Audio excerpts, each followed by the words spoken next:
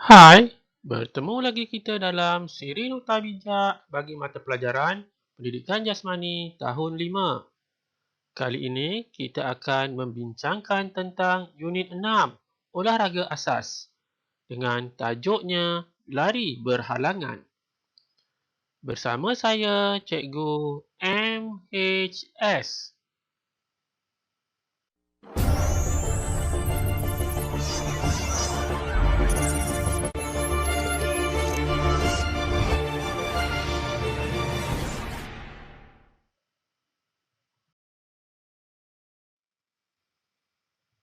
Standard kandungan kita pada kali ini adalah 1.9 melakukan kemahiran asas berlari dengan lakuan yang betul. 2.9 mengaplikasikan konsep pergerakan dan prinsip mekanik dalam kemahiran asas berlari. Manakala standard pembelajaran kita adalah 1.9.3 berlari beritma melepasi beberapa halangan secara berterusan dan 2.9.4 memerihal aksi kaki dan tangan semasa lari beritma melepasi halangan.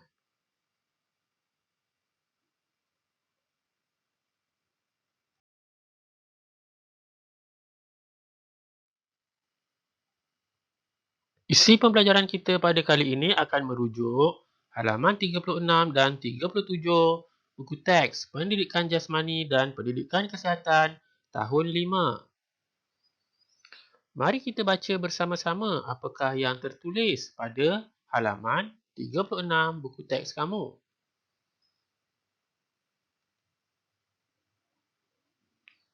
Nadia akan mengambil bahagian dalam acara lari berhalangan. Dia sering berlatih bersama-sama Dewi dan Siti supaya dapat melakukan larian beritma dengan cara terbaik. Berdasarkan pernyataan yang kita baca tadi, perbincangan kali ini akan fokus kepada dua perkara, iaitu yang pertama, bagaimana pelari akan berlari beritma melepasi beberapa halangan secara berterusan. Dan yang kedua, memerihal aksi kaki dan tangan semasa lari beritma melepasi halangan.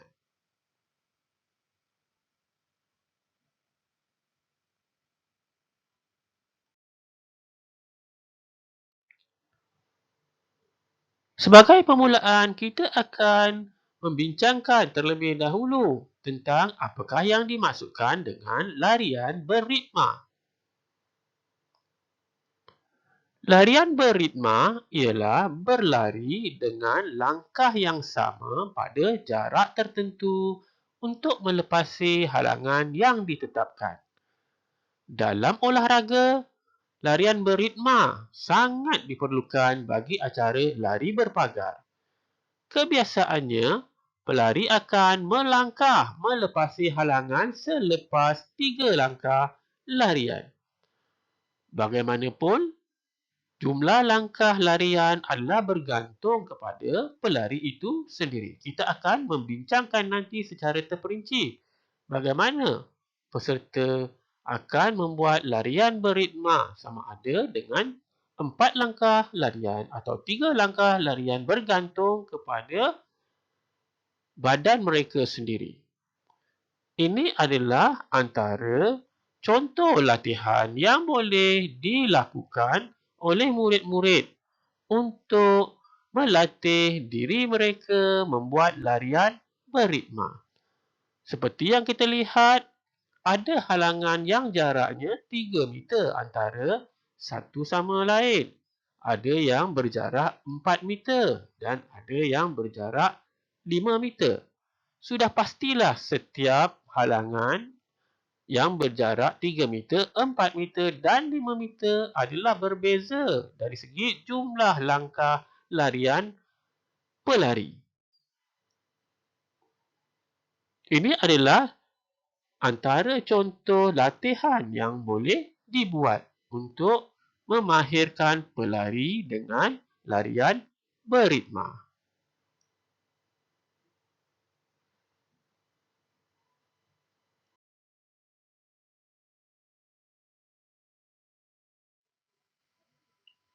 Seterusnya, cikgu akan menerangkan tentang fasa-fasa dalam acara lari berhalangan. Terdapat 3 fasa dalam acara lari berhalangan. Yang pertama dikenali dengan fasa permulaan. Yang kedua dikenali dengan fasa lonjakan. Manakala yang ketiga dikenali dengan fasa pendaratan. Ini adalah gambar yang boleh kamu lihat untuk fasa permulaan.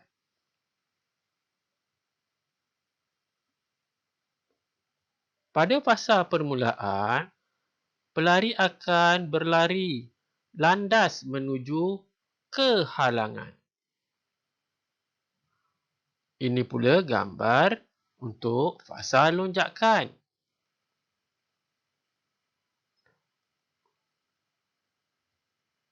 Pada fasa lonjakan, pelari akan angkat dan lunjurkan kaki hadapan dengan pantasnya untuk melepasi halangan. Lihat dalam gambar bagaimana pelari melunjurkan kaki hadapan dengan pantasnya untuk melepasi halangan. Seterusnya, kita lihat gambar untuk fasa pendaratan.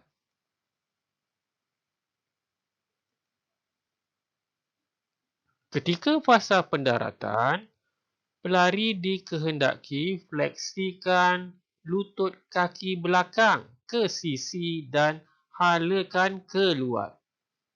Lihat dalam bulatan. Jatuhkan kaki hadapan apabila kaki belakang melepasi halangan. Ayunkan tangan dengan pantasnya supaya berkoordinasi dengan kaki.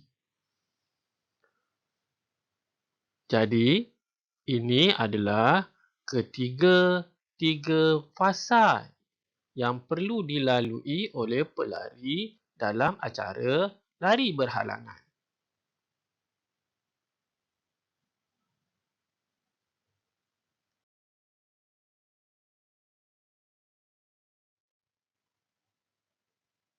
Seterusnya, cikgu mahu kamu fokus pada gambar yang terdapat pada halaman 36 dan 37 buku teks kamu. Ini gambarnya. Kelihatan sekumpulan murid sedang melakukan latihan bagi acara lari berhalangan sambil diperhatikan oleh rakan-rakan mereka dan dipantau oleh guru di tepi padang.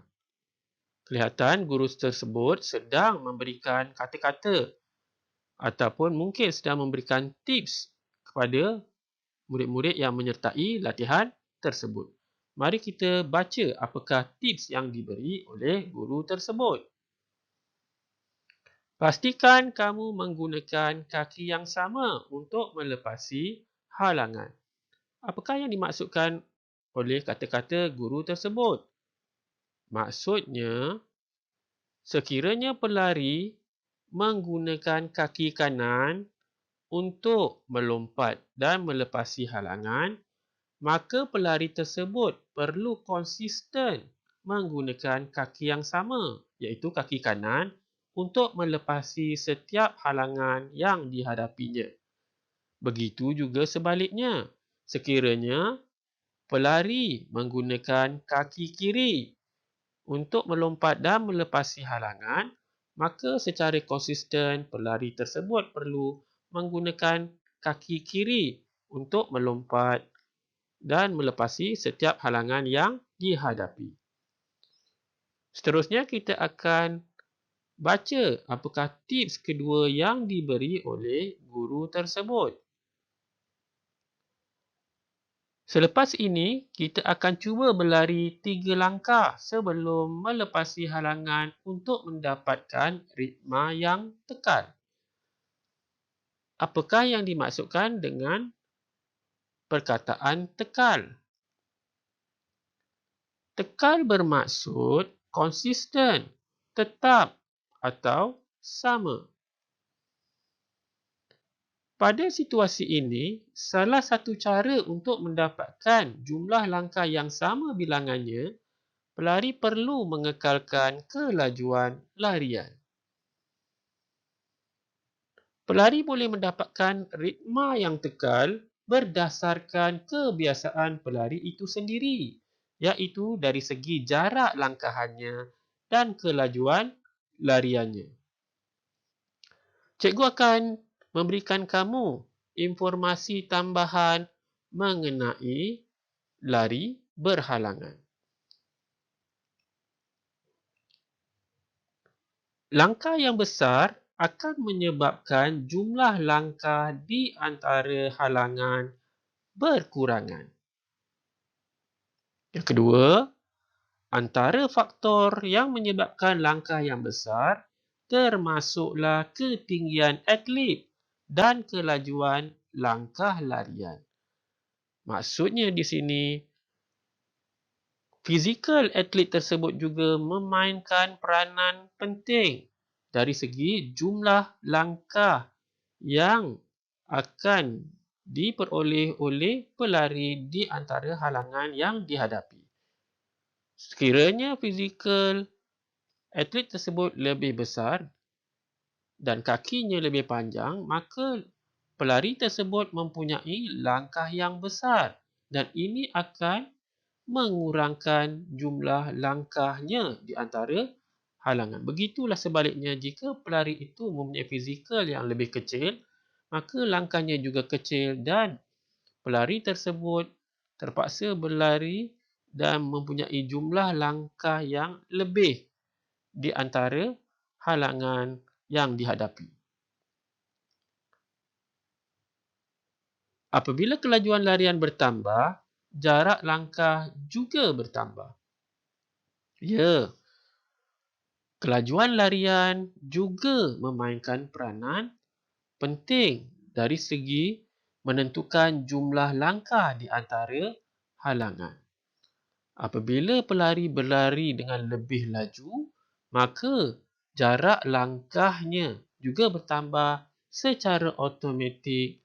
Jumlah langkah di antara halangan akan berkurangan.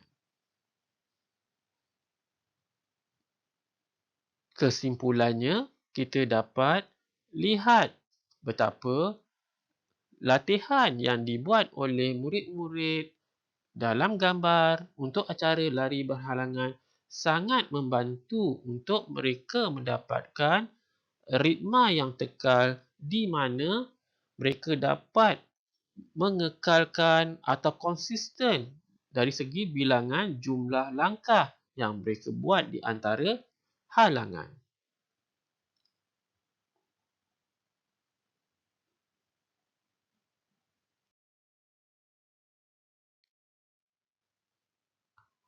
Alhamdulillah, selesai sudah perbincangan kita mengenai acara lari berhalangan. Perbincangan kita tadi adalah menggunakan rujukan buku teks pendidikan jasmani dan pendidikan kesihatan tahun 5, halaman 36 dan 37.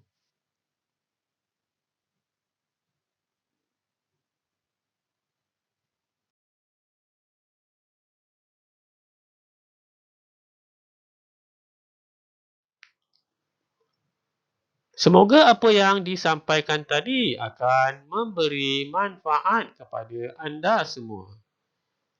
Seperti biasa, jangan lupa like video ini dan subscribe My Sana Sini channel. Bahan menarik, murid tertarik, pasti hasilnya terbaik. Berjumpa lagi kita pada masa akan datang. Sekian, terima kasih.